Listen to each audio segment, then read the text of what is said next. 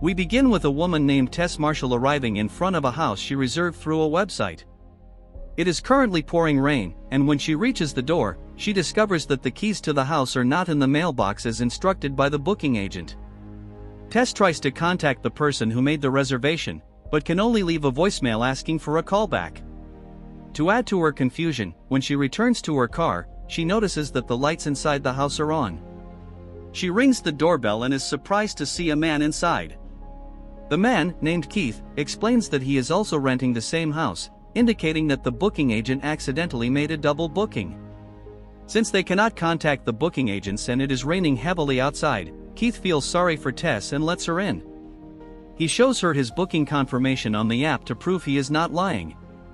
Still feeling uncomfortable about being in the same house with a stranger, Tess starts looking for the nearest hotel but finds it fully booked for the night.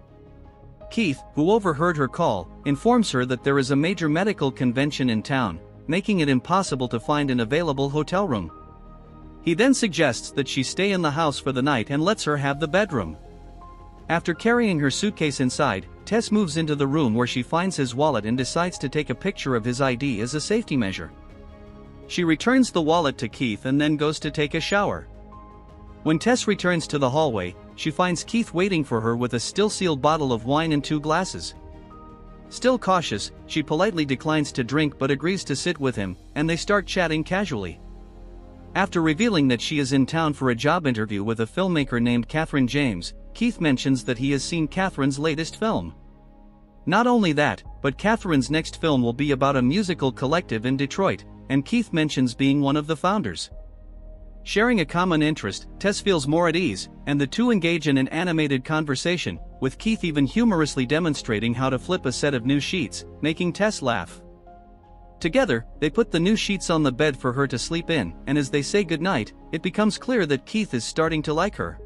At night, however, Tess wakes up to the creaking sound of the door and finds it open. What makes it even more unsettling is that Keith can be heard moaning in his sleep, asking for someone's help. This prompts her to approach him, and unbeknownst to her, the basement door slowly closes in the background. She wakes Keith up, scaring him. Tess explains that she heard the door open and asks if it was him, which he denies in confusion. After apologizing, she makes sure to lock the door before going back to sleep. In the morning, she doesn't see Keith but finds a note from him saying he went out and that he enjoyed spending the night with her. When she finally leaves the house for her job interview, she realizes for the first time that all the houses in the neighborhood are completely abandoned and in ruins, except for the house she and Keith are staying in. However, since she is late, she ignores the glaring red flag and heads to the interview. After the interview, Catherine James asks which part of Detroit Tess is staying in, to which she replies Brightmoor. Just hearing the name worries Catherine, who warns her not to stay in the area as it is not a safe neighborhood, but Tess convinces her that everything is fine. When Tess returns to the house, a homeless man can be seen running in the background. He starts yelling for her to get out of the house. Frightened, Tess runs to get the house keys and locks herself inside before the man can reach her. She tries calling emergency services while watching the man, but unfortunately, they cannot send any units to help her at the moment. Therefore, she packs her bags and tries to settle inside the house for now. Later, she discovers that the toilet paper upstairs has run out, so she goes down to the basement to get more. But when she returns, the door slowly closes by itself, locking her inside. She then realizes she left her phone in the bedroom. To make matters worse, the house key is in her pocket, making it impossible for Keith to get in. Seeing that there is a window, she tries to find something that can help her break it. Instead, she discovers a rope coming out of the wall and decides to pull it. It reveals a sinister door in the basement, and she can see how dark it is inside. She then sits in the basement until she gets bored and tries to use a mirror to reflect some light into the dark room, which turns out to be a straight hallway. Without anything else to do, she finally decides to explore and, once inside the corridor, discovers another door. When she opens it, she finds a small room with dried blood on the bed, a bucket, and a very old camera. The sight horrifies her beyond measure, and she runs back to the basement. Fortunately, Keith finally arrives, and she calls to him through the small window, handing him the key to come and save her.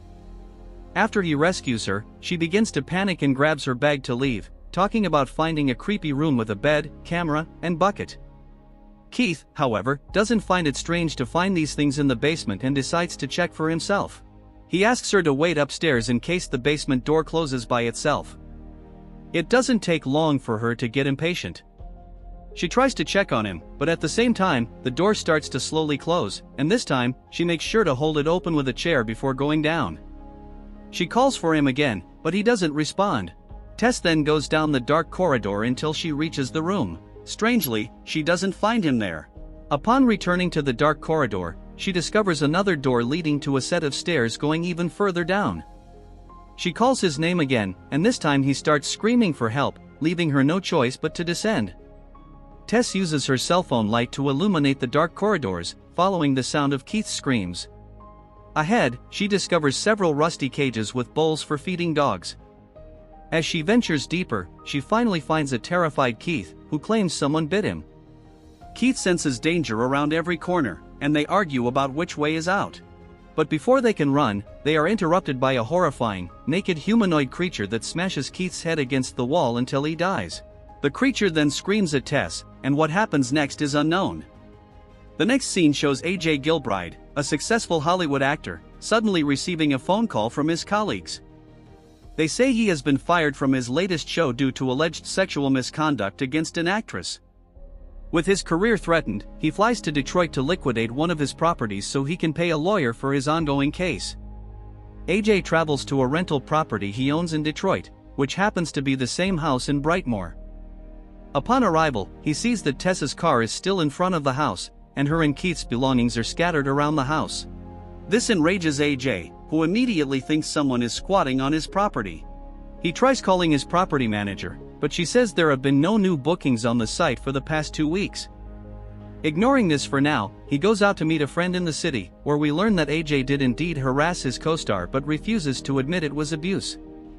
The next morning, he starts rummaging through Keith and Tess's things, curious about their identities.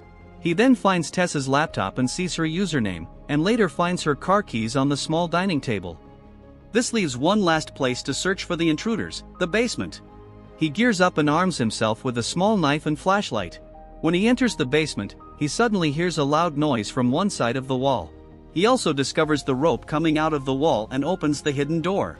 However, AJ is not very bright, and upon seeing the bed and camera in the room, he doesn't find it alarming. Instead, he sees it as an opportunity to increase his property's value because more space means more money. He grabs a tape measure and starts measuring the size of the dark corridor and the suspicious room. He gets even more excited when he discovers another hidden door leading further underground and starts measuring as he descends. AJ isn't scared by the sight of the cages. Instead, he continues until he finds a light shining further down the tunnel. Approaching it, he discovers a room with a horrible smell and a small TV playing an old tutorial on how to breastfeed a baby. Suddenly, he feels a tug on the tape measure and decides to let it go. Hearing a creepy noise, he runs deeper into the tunnel in fear. It's at this point that the creature appears in front of him. Terrified, AJ keeps running until he falls into a pit, where he finds Tess there with him. The next scene takes us to sometime in the 80s when the original owner of the house, Frank, is leaving his home. As he gets into the car, we can see that the street is still full of residents. He goes to the grocery store and tells the clerk he's looking for baby items because he's expecting a newborn. But when he returns to the car, we realize there is something wrong with Frank as he starts following a woman's car and watches her when she arrives home. Then, he disguises himself as a city electrician to check for possible power outages. But when he enters her house, he unlocks the bathroom window before returning home. His neighbor approaches him when he arrives, announcing that many people are selling their properties because the city expects an economic crisis, but Frank confidently says he isn't moving. When he returns home and opens the basement door, the agonizing scream of a woman can be heard. Back in the present, Tess advises AJ to stay calm and not anger the creature. As if on cue, the creature appears and extends its hand through the grate, offering them a baby bottle. Tess obeys and drinks the horrible milk, telling AJ to do the same because the creature just wants them to be its babies, but he refuses. Sensing something is wrong, the creature enters the hole with them and lovingly caresses Tess. The creature approaches AJ and begins to speak to him like a baby, in a terrifying voice. It then pulls AJ by the legs and takes him away, leaving Tess alone in the pit. The mother takes AJ to the TV room and starts forcing him to breastfeed.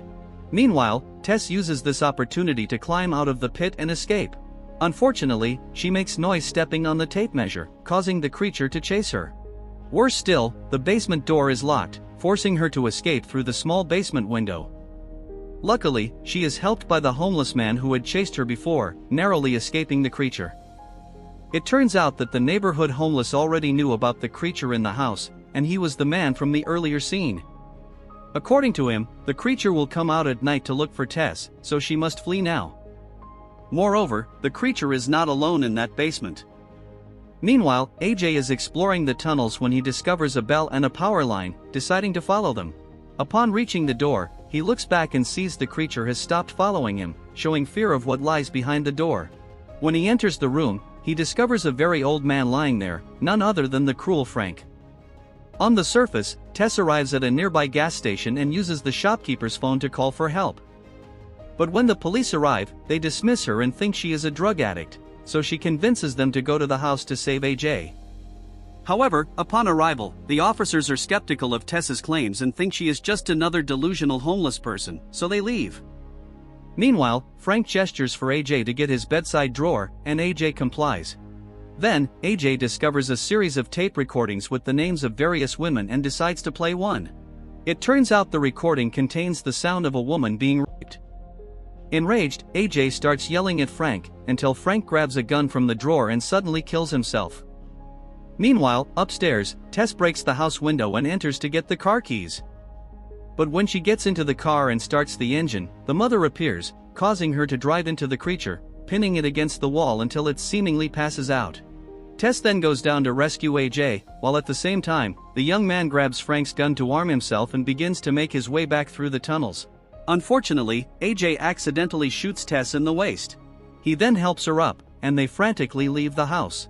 But to their surprise, the creature is no longer pinned to the car. With Tess's car wrecked and AJ's car keys somewhere in the tunnels, Tess leads them to where the homeless man lives to seek refuge. There, the man explains to them that the original owner of the house, Frank, was a serial rapist who kept women captive and raped them until they had babies. After generations of inbreeding, the freakish mother is the final product, who has been in the house for over 40 years. The man also assures them they are safe since the creature never ventures far from the house. Unfortunately, the man spoke without knowing, and soon the mother suddenly appears and rips off the man's limbs, then beats him with the severed part. This frightens AJ and Tess, who run to a nearby water tower, but of course, Tess struggles because she is injured. Only when they reach the top does AJ remember he has a gun, but he clumsily drops it from his hands. With nowhere to go, he reveals how much of an idiot he is by throwing Tess off the tower, knowing the creature would try to save its baby. And as expected, she does. Thinking the mother is dead, AJ descends to check on Tess. We see that the mother protected her from the fall, and Tess survived. He then claims he doesn't know what happened and all he remembers is Tess starting to slip. To AJ's surprise, the creature gets up and grabs him by the neck. She gouges out AJ's eyes with her thumbs before tearing his head in half. The mother then approaches Tess and tries to lift her tenderly, but Tess is in a lot of pain. The creature tries to speak to Tess to take her back to the tunnels. Meanwhile, the young woman grabs AJ's gun. She then points it at the mother, and with a look of remorse on her face, pulls the trigger. Tess then gets up and leaves the area, happy to have escaped the terror alive.